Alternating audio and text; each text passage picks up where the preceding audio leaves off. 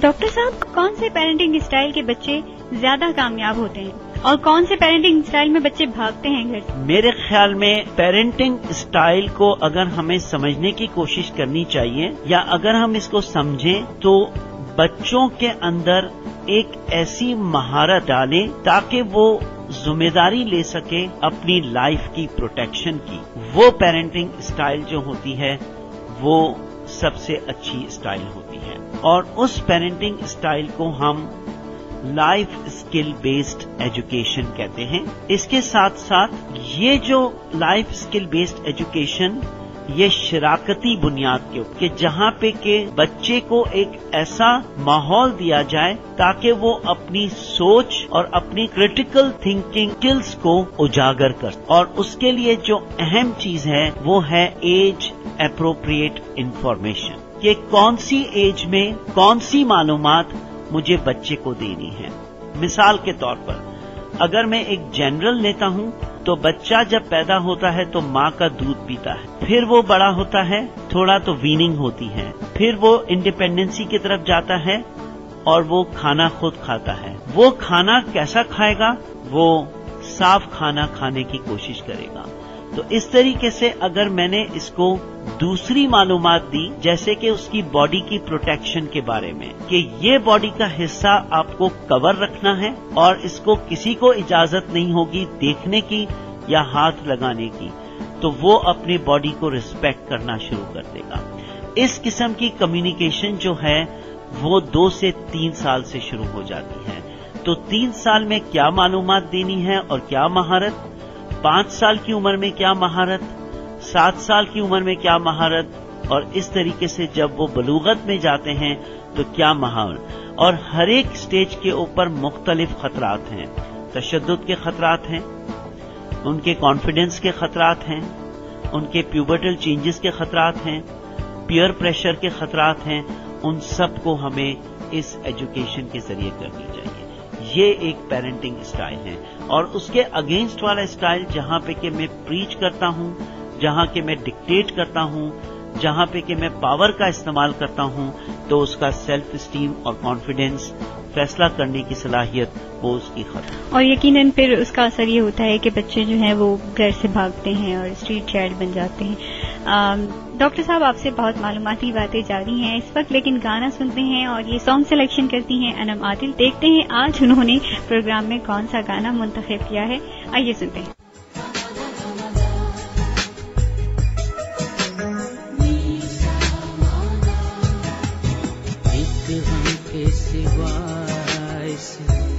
دنیا میں اب اور ہمارا کوئی نہیں، اب دل کے سہارے یہ کیا کیا، اب دل کا سہارا کوئی نہیں، ایک ہم کے سوا اس دنیا میں.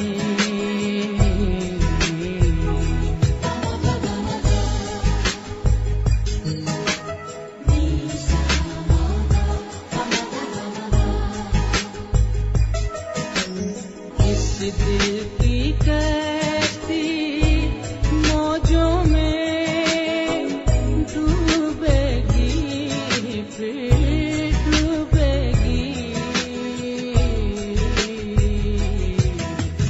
دریا ہے کنارہ کوئی نہیں،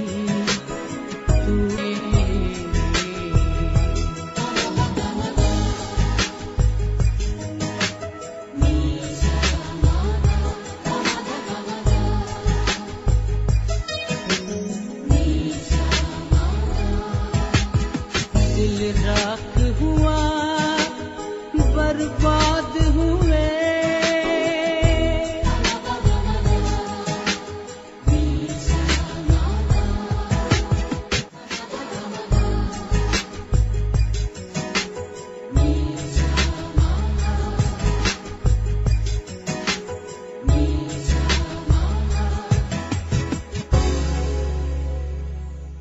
جی جناب، گانا آپ نے سنا.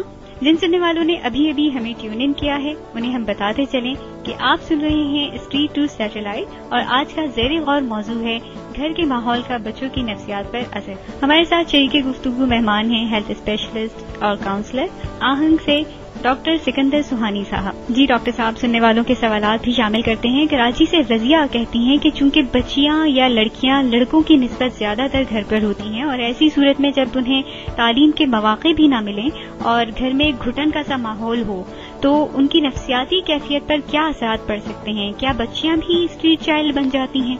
इस सवाल को हम दो हिस्सों में बांटते हैं। एक तो वो है जहाँ पे कि हम कहते हैं कि एक ऐसे घर के माहौल के अंदर जो कि नासाजगार है और जहाँ पे कि उनकी मोबिलिटी को भी रेस्ट्रिक्ट किया जाता है और जहाँ पे कि वो तालीम भी हासिल नहीं कर सकते, तो उनके जहन के ऊपर इसके मनफी असरात इस तरीके से होते हैं कि वो एक ही किस्म के माहौल और एक ही किस्म के रूटीन से उकता जाते हैं। सबसे पहले इस उकताने की वजह से वो अपने जिस्म और जहन की रिस्पेक्ट करना कम कर देते हैं। जब वो कम करना शुरू कर देते हैं तो वो मुख्तलिफ किस्म के रिस्क लेने से डरते नहीं हैं और जब वो इस स्टेज के ऊपर पहुंच जाते हैं जहां पे कि रिस्क लेने से डरते नहीं, तो शुरू में तो वो डर होता है लेकिन फिर एक दफा तंग आके वो हो सकता है जहां पे इसके दो चीजें हो सकती हैं कि अगर इनके राब्ते किसी के साथ हो जाते हैं